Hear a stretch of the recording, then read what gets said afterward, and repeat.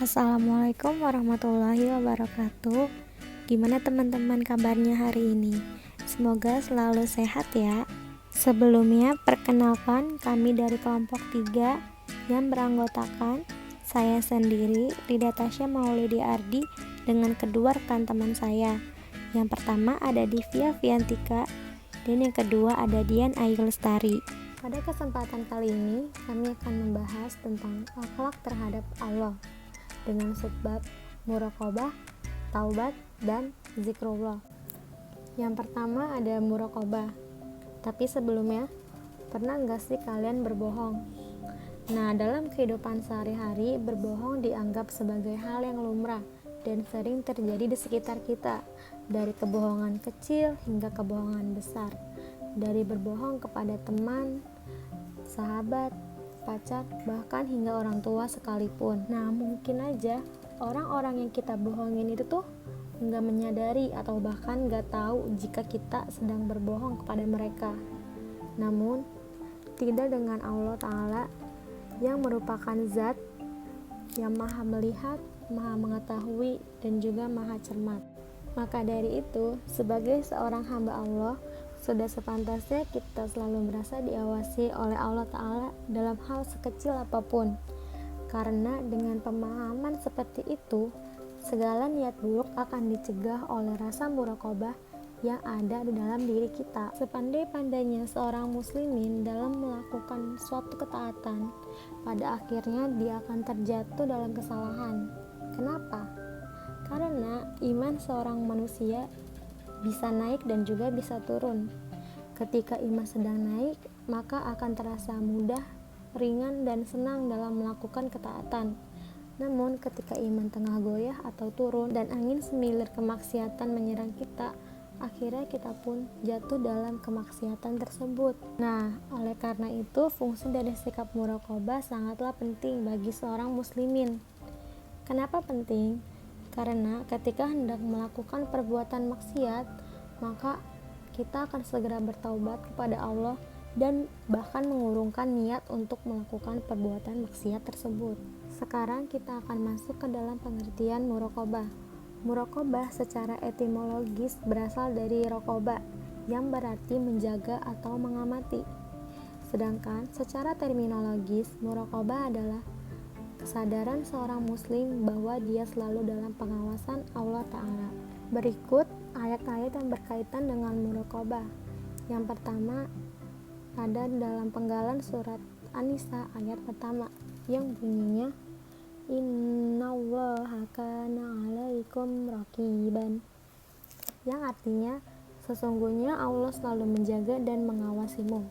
Kemudian yang kedua ada di dalam penggalan surat Al-Ahzab ayat 52 yang bunyinya wa kana Allahu ala kulli syai'in raqiban, yang artinya dan Allah maha menguasai segala sesuatu.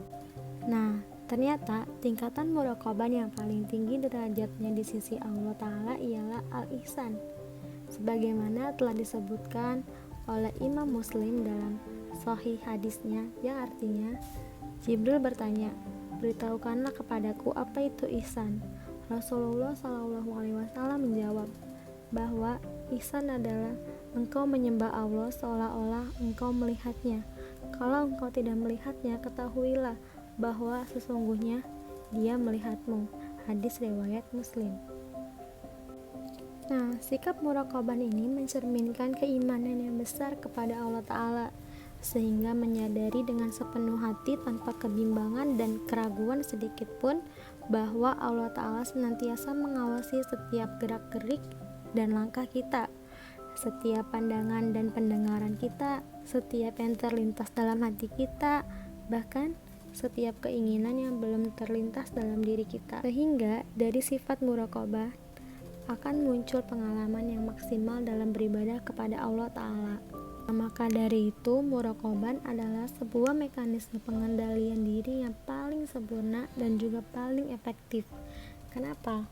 Karena dengan muraqabah, setiap energi positif itu datangnya dari dalam diri kita, bukan dari kekuatan luar yang dipaksakan. bukan juga kayak sistem buatan manusia yang dipasang dengan tekanan. Namun sikap muraqabah ini adalah kita sendiri yang melakukannya dengan segala rasa harapan, ar-roja, rasa cinta, al-hub, rasa rindu, asyauq, terus al-khauf, rasa cemas. Nah, dan tentu saja al-iman, yaitu rasa keyakinan yang mendalam akan pertemuannya dengan Allah. Nah, jangan lupa rasa kasih sayang kepada setiap makhluk atau asyafaqah. Lalu, apa relevansi muraqabah dengan etika profesi psikologi prospektif? Nah, dalam dunia profesi seperti dokter ataupun psikolog, pasti memiliki kode etiknya masing-masing yang harus diingat dan juga digunakan ketika menjalankan tugas. Nah, untuk kode etik psikologi sendiri ini telah menuntut kesadaran dan tanggung jawab bagi seorang psikolog maupun ilmuwan psikologi untuk selalu berupaya menjamin kesejahteraan, kerahasiaan, dan juga memberikan perlindungan kepada klien mereka. Karena sebagai seorang psikolog atau ilmuwan psikologi, sudah semestinya kita menaati aturan-aturan yang terdapat pada buku kode etik psikologi, seperti menjaga kejujuran, ketepatan, kebenaran dalam keilmuan, pengajaran pengalaman maupun praktik, agar mencegah adanya pelanggaran-pelanggaran yang ada, seperti berbohong, mencuri, terlibat pemalsuan, tipuan atau distorsi fakta yang direncanakan dengan sengaja sampai memberikan fakta-fakta yang tidak benar.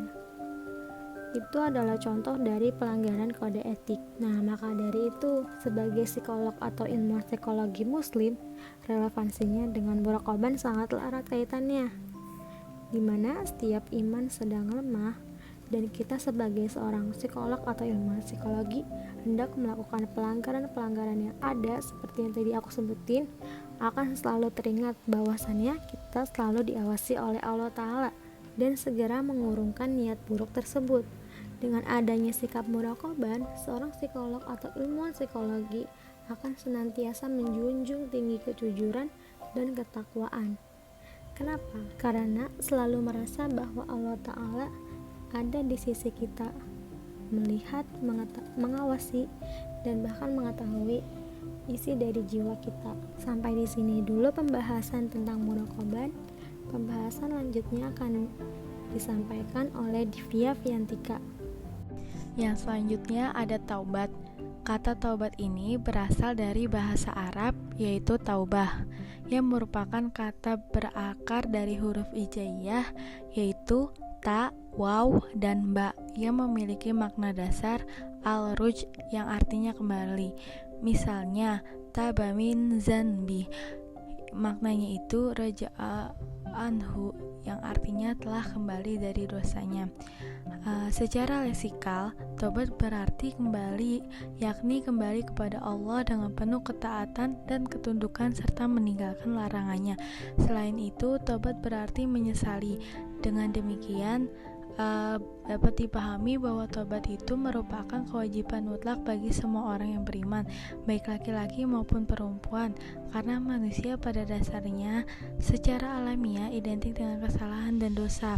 Sebagai kata pepatah, sumiyal insanu linisyani, yang artinya manusia dinamai manusia karena sifatnya yang lalai.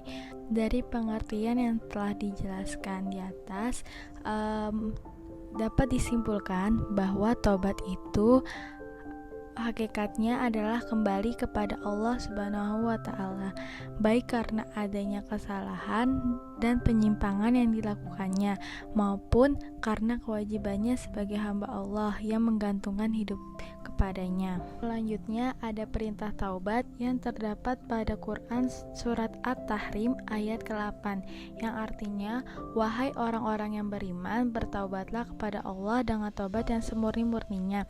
Mudah-mudahan Tuhan kamu kepadamu akan menghapus kesalahan-kesalahanmu dan memasukkan kamu ke dalam surga yang mengalir di bawahnya sungai-sungai. Pada hari ketika Allah tidak mengecewakan Nabi dan orang-orang yang beriman bersama dengannya, sedang cahaya mereka memancar di hadapan dan di sebelah kanan mereka, sambil mereka berkata, "Ya Rob kami, sempurnakanlah bagi kami cahaya kami dan ampunilah kami. Sungguhnya Engkau Maha Kuasa atas segala sesuatu." Pada ayat tersebut dijelaskan bahwa Allah Subhanahu wa Ta'ala memberikan kemudahan bagi hambanya untuk segera melakukan pertaubatan setelah melakukan hal yang dilarang oleh Allah, dengan tidak mengulanginya lagi serta kembali kepada syariat yang telah ditentukan. Nah, kondisi ini dilaksanakan secara berkesinambungan secara terus-menerus sepanjang hayatnya. Berjanji tidak akan mengulanginya lagi dalam praktek kehidupan sehari-hari. Taubat ini merupakan hal yang wajib dilaksanakan dari setiap dosa-dosa. Jika dosa itu hanya antara manusia dengan Allah dan tidak ada hubungannya dengan manusia. Selanjutnya ada hadis yang mengatur taubat. Al-Nasai berkata, Muhammad ibnu Abd Al-A'la telah bercerita kepada kami. Dia berkata, saya mendengar Sulaiman ibnu Muhirah bercerita dari Humaid ibnu Hilal.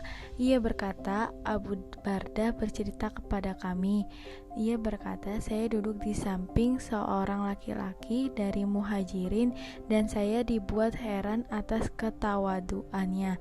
Maka saya mendengarkannya. Lalu ia berkata, saya orang laki-laki mendengar Rasulullah SAW bersabda, wahai umat manusia, bertaubat dan beristighfarlah kamu sekalian kepada Allah, karena saya bertaubat dan beristighfar kepadanya 100 kali atau lebih dalam setiap hari. Selanjutnya ada macam-macam taubat. Yang pertama itu taubat yang diterima atau taubat nasuha, yang artinya kembalinya seseorang dari perilaku dosa ke perilaku yang baik yang dianjurkan oleh Allah Subhanahu wa Ta'ala. Nah, yang kedua itu ada taubat yang tidak diterima. Nah, taubat tidak diterima ini dibagi menjadi dua macam, yaitu ada taubat atas kesalahan yang dilakukan di dunia, dan yang kedua itu ada taubat yang dilakukan secara hamba di akhirat kelak. Nah, yang pertama itu taubat atas kesalahan yang dilakukan di dunia itu maksudnya adalah keadaan di mana seseorang ini terlihat seperti sudah bertaubat padahal tidak. Maksudnya ini banyak orang yang terlihat dari luarnya itu sudah berubah, sudah mengikuti syariat yang diajarkan oleh di agamanya, akan tetapi dia memiliki sifat tertentu yang membuatnya terlihat taubat tetapi sebenarnya tidak. Nah, yang kedua itu maksudnya adalah pada saat seorang hamba telah sampai di dalam akhirat ini, maka taubat dan penyesalnya itu tidak berguna lagi. Jadi taubat di dalam akhirat itu sudah tidak ada gunanya lagi. Selanjutnya adalah relevansi dengan etika profesi psikologi proaktif, di mana profesi psikolog ini memiliki kode etik sendiri yang berfungsi sebagai perlindungan dan jaminan bagi kedua belah pihak, yaitu psikolog dan klien. Dalam dunia profesi psikologi seperti ini, seorang psikolog maupun HRD serta profesi lainnya, keluhan klien merupakan makanan sehari-hari seorang psikolog, sehingga seorang psikolog ini tidak luput dari kesalahan terhadap apa saja yang dikerjakan. Hal ini bisa terjadi jika seorang psikolog telah melakukan perbuatan kesalahan terhadap klien ataupun terhadap profesi itu sendiri, di mana profesi psikolog itu adalah profesi yang memiliki gudang masalah dari sekian banyaknya seorang klien. Hal ini seorang psikolog harus menjaga kerahasiaan tentang segala data yang diberikan oleh klien beserta keluhannya. Walaupun tidak semua klien memiliki sifat yang tertutup, ada juga yang memperbolehkan diagnosis dianya itu disebarluaskan Akan tetapi sebagai seorang psikolog harus memiliki rasa tanggung jawab atas kode etik yang telah ditentukan. Jika seorang psikolog telah membeberkan atau membocorkan rahasia klien, sehendaknya mereka kembali ke jalan Allah, kembali untuk lagi kepada aturan yang telah ditentukan oleh Tunan Psikologi untuk sebagai seorang psikolog. Nah, dengan kembalinya seorang psikolog untuk tidak mengulangi perbuatannya, jika mereka telah berbuat salah, maka sehendaknya mereka mengingat lagi tentang sumpah yang telah diucapkan, sehingga psikolog tersebut akan mendapatkan ketenangan serta kedamaian dalam sehari-hari. Sekian dari pembahasan saya, selanjutnya dilanjutkan oleh Dian. Zikrullah. Pada zaman sekarang, sebagian besar orang salah dalam memahami serta mempraktikkan cara berzikir yang sesungguhnya, sehingga mereka hanya melakukan berzikir ketika memiliki keinginan tertentu atau hajat tertentu yang mereka inginkan agar dapat terwujud. Namun kenyataannya, zikir memiliki banyak sekali manfaat dalam kehidupan sehari-hari. Tidak hanya sebagai bentuk komunikasi kepada Allah Subhanahu wa Ta'ala, tetapi zikir adalah ibadah hati dan lisan yang tak mengenal batasan waktu. Bahkan Allah Subhanahu wa Ta'ala memberikan sifat ulil albab kepada mereka-mereka atau hambanya yang senantiasa menyebut Robnya, baik dalam keadaan berdiri, duduk, maupun berbaring. Oleh karena itu, zikir bukan hanya ibadah yang bersifat lisaniyah, namun juga bersifat qalbiyah. Pengertian zikir atau zikrullah. Kata zikir atau zikrullah dalam bahasa artinya adalah ingat atau mengingat. Secara lisan, zikrullah adalah kegiatan melantunkan kalimat-kalimat thayyibah yang mudah untuk diucapkan dengan tujuan ingin mendekatkan diri kepada Allah, atau dengan kata lain taqarrub ilallah. Adapun secara etimologi, zikir berasal dari kata zakaro yang memiliki arti menyebut, mengingat, memperhatikan, mengenang, mengambil pelajaran, mengenal, dan mengerti. Dan menurut beberapa ahli tasawuf, zikir merupakan gerbang utama menuju perjumpaan dengan Allah. Menurut Al-Qushairi, tidak ada jalan terbaik untuk orang yang ingin bertemu dengan Allah kecuali melalui zikir, karena zikir adalah gerbang utama menuju Allah Subhanahu wa Ta'ala. Nah, sebenarnya zikir itu bukan hanya dengan duduk sila menghadap kiblat dan mengucapkan atau menyebut lafaz-lafaz ataupun kalimat thayyibah, tetapi zikir dapat dilakukan dimanapun, kapanpun, dalam keadaan ataupun situasi apapun. Seseorang dapat dikatakan berzikir apabila dia mengingat serta menyebut asma Allah. Nah, di sini ada ayat-ayat Al-Quran yang berkaitan dengan zikir. Yang pertama ada surah Al-Ahzab ayat 41 yang berbunyi, "Wahai orang-orang yang beriman, ingatlah kepada Allah dengan mengingat namanya sebanyak-banyaknya." Nah, yang selanjutnya itu ada surah At-Toha ayat 124 dengan berbunyi, "Dan siapa yang berpaling dari peringatanku, maka sungguh dia akan menjalani kehidupan yang sempit, dan kami akan mengumpulkannya pada hari kiamat dalam keadaan buta." Ayat yang terakhir yakni surah Al-Baqarah ayat 152 yang berbunyi, "Maka ingatlah kepadaku, aku pun akan ingat kepadamu. Bersyukurlah kepadaku dan jangan kamu ingkar kepadaku." Selanjutnya ada relevansi dengan etika profesi psikologi. Nah, sebagai seorang pekerja ataupun profesi tentunya memiliki aturan serta kode etik masing-masing sesuai dengan setiap profesinya. Salah satu profesi yakni seorang psikolog. Seorang psikolog tentunya memiliki kode etik. Nah, kode etik adalah seperangkat nilai-nilai yang harus ditaati dan dilakukan serta dijalankan dengan sebaik mungkin agar terhindar dari penyalahgunaan pada profesi seorang psikolog. Dalam sehari-hari pekerjaannya, seorang psikolog pasti banyak bertemu ataupun berhadapan dengan berbagai macam keluhan seorang klien, sehingga butuhnya keahlian seorang psikolog dalam mengingat seluruh kode etik dan teknik-teknik dalam profesinya untuk tidak keluar dari jalur yang semestinya. Sehingga dalam proses mengingat dan belajar terkait kode etik, seorang psikolog tentunya harus berada dalam keadaan ataupun kondisi hati yang baik, hati yang tenang, kehidupan yang nyaman, sehingga seorang psikolog muslim butuh sekali ketenangan serta kenyamanan saat menginterpretasi keluhan klien dengan mengingat dan menyebut asma Allah Subhanahu wa Ta'ala.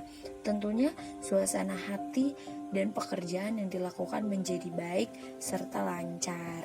Jadi seorang psikolog dapat berzikir ketika ia sedang ataupun ingin melakukan kegiatan ataupun pekerjaannya seperti itu. Nah, yang terakhir ada kesimpulan. Kesimpulan di sini mengungkap bahwa zikir merupakan salah satu upaya menjauhkan diri dengan rasa lalai sehingga menghadirkan hati seorang hamba bersama Allah Subhanahu wa Ta'ala. Nah, zikir tidak hanya sebatas mengucap kalimat thayyibah dan menyebut nama Allah, tetapi hadirnya Allah di hati serta diingat dimanapun, kapanpun, dan dalam situasi apapun. Zikir pun memiliki banyak manfaat secara spiritual maupun duniawiyah, seperti dapat melancarkan pekerjaan seorang psikolog, dapat menenangkan suasana hati, kenyamanan hati seseorang maupun seorang psikolog. Nah, seorang psikolog harus selalu siap dan ahli dalam profesinya sesuai dengan kode etik profesi seorang psikolog agar terhindar dari penyalahgunaan kepada seorang klien. Maka butuhnya daya ingat serta ketekunan dalam belajar kode etik. Selain dengan belajar yang tekun, pastinya harus selalu mengingat Allah Subhanahu wa Ta'ala dan menyebut nama Allah untuk dimudahkan dalam segala kegiatan ataupun bentuk pekerjaan yang dihadapinya.